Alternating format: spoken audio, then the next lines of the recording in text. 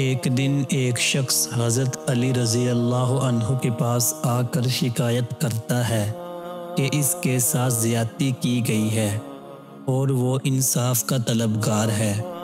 हज़रत अली फ़ौरन उस शख्स की बात सुनते हैं और इसके बाद दोनों फरीक़ैन को बुलाते हैं।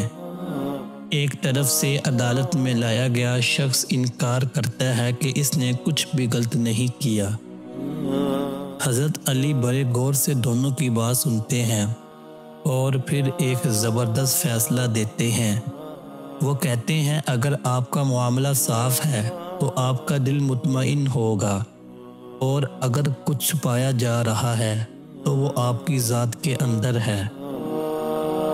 हज़रत अली इसके बाद अपनी अदालत में दोनों को एक कमरे में बैठने का हुक्म देते हैं ताकि वो एक दूसरे के साथ बैठकर गुफ्तगू करें और ख़ुद अपने मसले को हल कर सकें।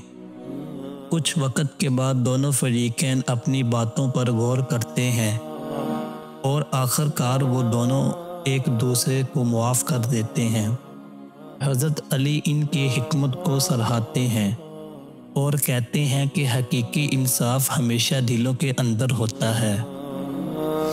एक और दिन हज़रत अली रज़ी अल्लाह अन्हु अपने दरवाज़े के सामने बैठे थे, जबकि एक शख्स आया जिसके पास बहुत सारा माल था और वो दुनिया की हर चीज़ को बड़ी मोहब्बत से पेश कर रहा था।